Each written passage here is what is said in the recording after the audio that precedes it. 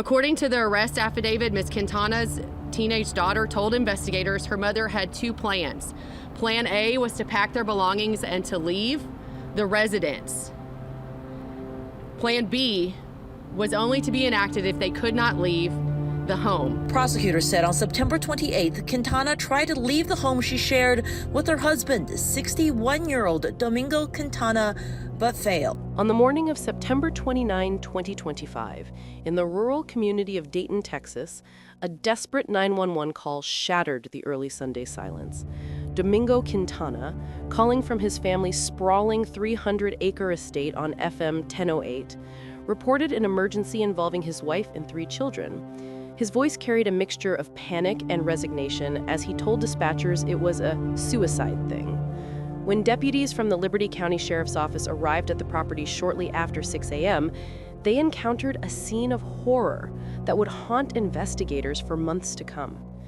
In a pond on the front yard of the property, they found 39-year-old Jessica Quintana floating face down in the water, unresponsive and near death. Around the banks of the pond lay her 3 children, a 15-year-old daughter, an 11-year-old daughter, and a 6-year-old son, all wet, in various states of consciousness, and suffering from drug and alcohol intoxication. Scattered around the scene were empty bottles of NyQuil, an empty bottle of 1800 tequila, Mucinex pills, a small suitcase packed with clothes, and a flashlight. What had begun as a mother's desperate attempt to escape a troubled marriage had culminated in an attempted murder-suicide that left 3 children traumatized and a community asking how such a tragedy could unfold in plain sight. Jessica Quintana was born in 1986 and grew up in Texas, though little is publicly known about her early life, family background, or the circumstances that led her to marry Domingo Quintana. What is clear from court documents and investigative reports is that by 2025, Jessica was a 39-year-old mother of 3 living on a large rural property in Liberty County.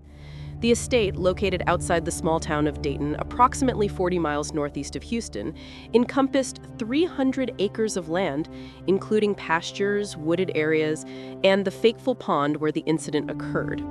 To outsiders, the property might have appeared idyllic, a place where children could roam freely, explore nature, and grow up away from the dangers of urban life.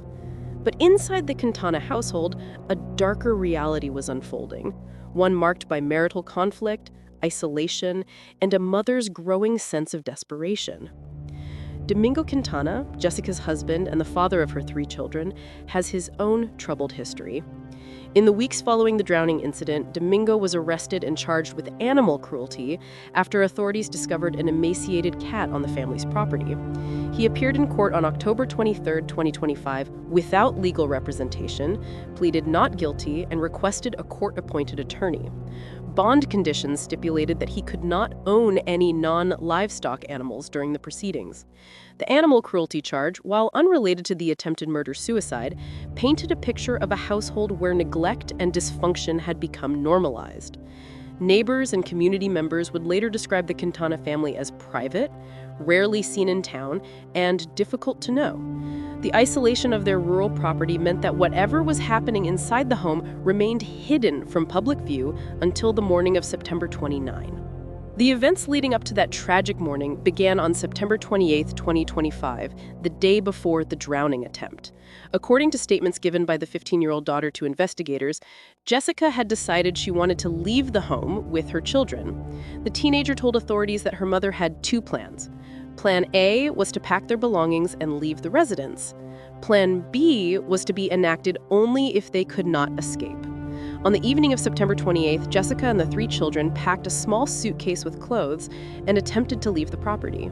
They walked to the family car, but when they arrived, they discovered it was locked and Domingo had the keys. Jessica's phone had also been taken away by her husband, cutting off her ability to call for help or communicate with anyone outside the home. The escape attempt failed, and Jessica and the children were forced to return inside. According to court documents, Jessica told investigators that she and her husband had been having serious problems, and he had confiscated her phone to prevent her from contacting anyone or making plans to leave. The loss of her phone represented more than just a communication barrier. It symbolized Jessica's complete isolation and lack of agency within her own home. With no phone, no car keys, and no apparent support network, Jessica felt trapped. On the morning of September 29, with Plan A having failed, Jessica apparently decided to enact Plan B to end it all if they could not get away. What followed was a mother's descent into a desperate, tragic decision that would nearly cost the lives of her 3 children and herself. Early on the morning of September 29, Jessica gathered her 3 children and told them to get their clothes. According to the 15-year-old account to investigators, the 4 of them walked outside with bottles of vodka and NyQuil. They made their way to the pond on the front yard of the property, where Jessica had also brought Mucinex pills and a bottle of 1800 tequila. The 15-year-old told authorities it was Jessica's idea to drink vodka and NyQuil because she was, quote, tired of suffering. Jessica allegedly told the children that the alcohol and medicine would knock them out, and once they were unconscious, she would roll them into the lake where they would drown without feeling pain. According to court documents, Jessica instructed her children to start drinking little by little and gave the youngest child, the 6-year-old boy, juice mixed with NyQuil. She told them to keep drinking until they felt fuzzy, and then they would go into the lake. The 6-year-old boy later told investigators that they had drunk NyQuil and that his mom said when they went to sleep, they wouldn't feel anything. He recalled that they were all in the water together. The 15-year-old provided more detailed recollections, describing how her mother administered the drugs and alcohol methodically, ensuring each child consumed enough to become incapacitated. As the sedatives and alcohol took effect, the children's movements became sluggish, their thinking clouded, and their ability to resist diminished. Jessica herself also consumed alcohol and drugs, intending to die alongside her children in what she apparently believed would be a peaceful end to their suffering. At some point during this horrific sequence of events, Domingo became aware of what was happening and called 911 at approximately 6 a.m. He told dispatchers that his family was in the pond and that it was a suicide thing. When deputies from the Liberty County Sheriff's Office arrived at the property, they found Jessica floating face down in the pond, unresponsive and in critical condition. The 11-year-old daughter was lying on her side on the bank, also unresponsive. The 15-year-old was sitting on the bank, unable to move, but able to respond to authorities' questions. The 6-year-old boy was sitting on the bank as well, disoriented but conscious. Domingo had managed to pull the children out of the water before first responders arrived, potentially saving their lives. One deputy had to enter the pond to rescue Jessica, who was still submerged when help arrived. Jessica and the 11-year-old daughter, both in critical condition, were airlifted by life flight to Memorial Hermann Hospital in Houston, where they were intubated and placed in intensive care. The 15-year-old and the 6-year-old were transported to the hospital by ambulance.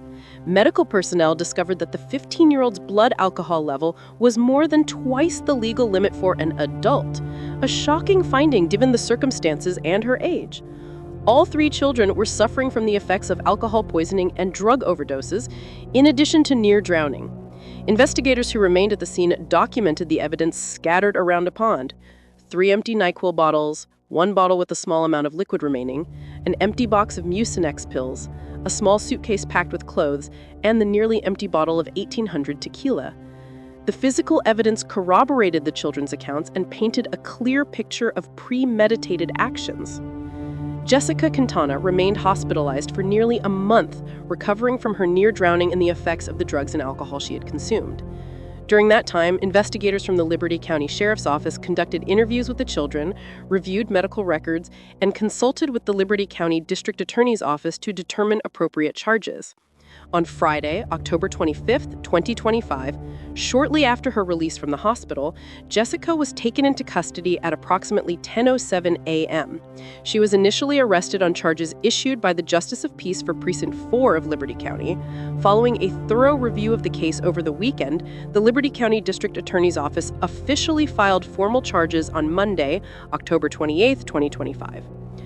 Liberty County District Attorney Jennifer Bergman held a news conference to announce the charges and provide details about the case. Jessica Quintana was charged with 1 count of attempted aggravated assault causing serious bodily injury to a family member with a deadly weapon, a second-degree felony, and 2 counts of injury to a child causing bodily injury, both first-degree felonies. The charges reflected the severity of Jessica's actions and the fact that she had deliberately endangered the lives of her 3 children. District Attorney Bergman explained that deputies had responded to the scene based on a 911 call reporting an attempted murder-suicide, and that the investigation had revealed Jessica's 2-part plan to either escape with the children or end all of their lives if escape proved impossible. The 3 children, who had been hospitalized shortly after the incident, have since recovered physically and are now in the custody of Child Protective Services. The emotional and psychological trauma they experienced, however, will likely require extensive therapy and support for years to come.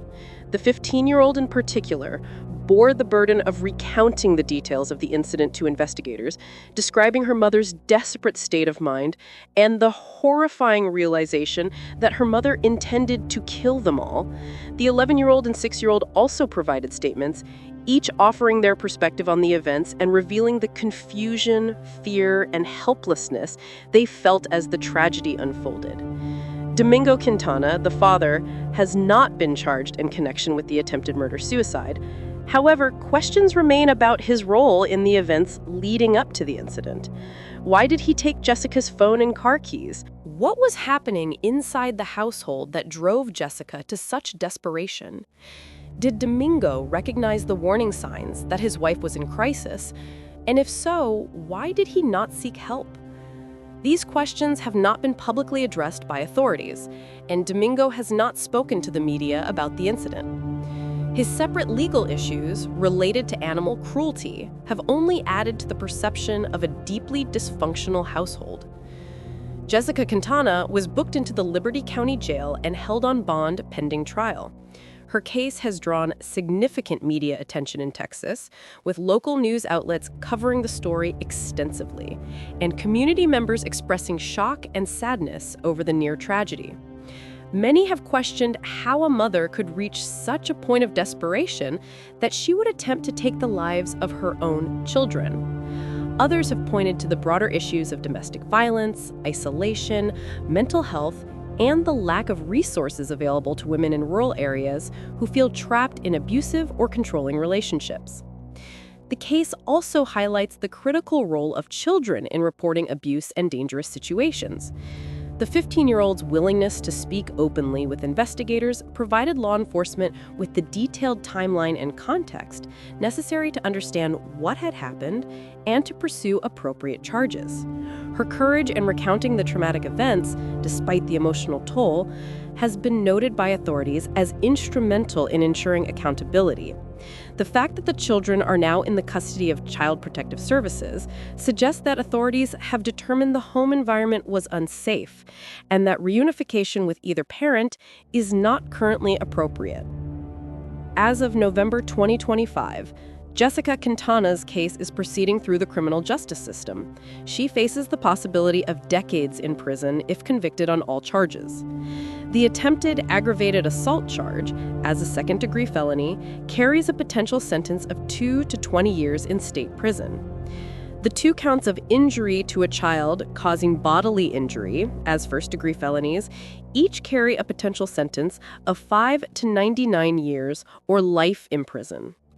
The severity of the charges reflect the fact that Jessica's actions nearly resulted in the deaths of 3 children, and that she deliberately administered drugs and alcohol to incapacitate them before attempting to drown them. Legal experts following the case have noted that the prosecution will likely focus on the premeditated nature of Jessica's actions, the fact that she had 2 plans, that she gathered the drugs and alcohol in advance, that she instructed the children to drink, and that she carried out the plan methodically over a period of hours. The defense, on the other hand, may argue that Jessica was suffering from severe mental health issues, possibly exacerbated by domestic violence or psychological abuse within the home, and that her actions were the result of a mental health crisis rather than cold-blooded intent to murder. The fact that Jessica also attempted to take her own life could be presented as evidence that she believed she was acting out of a distorted sense of mercy, ending suffering rather than inflicting harm. The community of Dayton, Texas, a small town with a population of approximately 8,000 people, has been deeply affected by the case. Residents have expressed disbelief that such a tragedy could occur in their quiet, close-knit community. Local churches have held prayer services for the children, and school counselors have been made available to students who may have known the family or been affected by news of the incident. The case has also sparked conversations about the signs of domestic distress and the importance of neighbors, friends, and community members being vigilant and willing to reach out when they sense something is wrong. Child welfare advocates have used the case to highlight the need for better support systems for families in crisis, particularly in rural areas where access to mental health services, domestic violence shelters, and social services is often limited.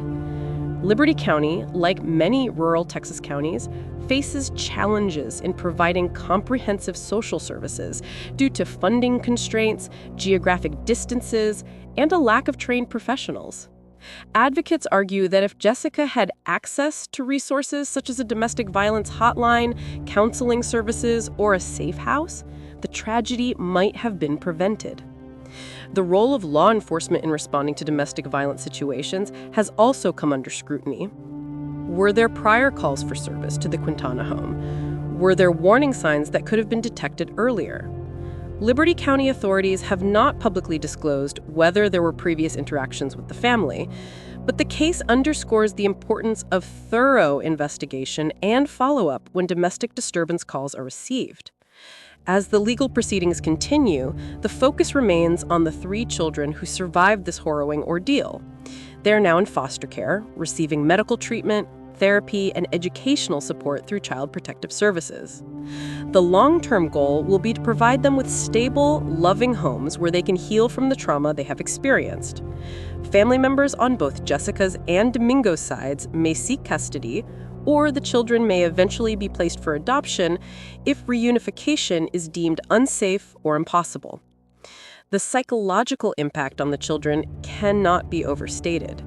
They will carry the memory of their mother's actions for the rest of their lives. The 15-year-old in particular may struggle with feelings of guilt, wondering if there was something she could have done to prevent the tragedy or to help her mother in the days and weeks leading up to the incident. The 11-year-old and 6-year-old will need age-appropriate therapy to process what happened and to understand that their mother's actions were not their fault. All 3 will need ongoing support as they navigate adolescence and young adulthood with the weight of this trauma. Jessica Quintana's case is a tragic reminder of the intersection of domestic violence, mental health, and child endangerment. It highlights the devastating consequences when a person in crisis feels they have no way out and no one to turn to. It also underscores the resilience of children who survive such trauma and the importance of community, legal, and social systems working together to protect the most vulnerable among us. As the case moves towards trial, the questions that linger are not just legal, but deeply human. What drove Jessica to such a desperate act? Could it have been prevented? How will the children recover and rebuild their lives? And what lessons can be learned to prevent similar tragedies in the future? The answers may never fully satisfy those seeking to understand the incomprehensible, but the hope is that justice will be served, the children will be protected, and the community will emerge stronger and more vigilant in the face of domestic crises.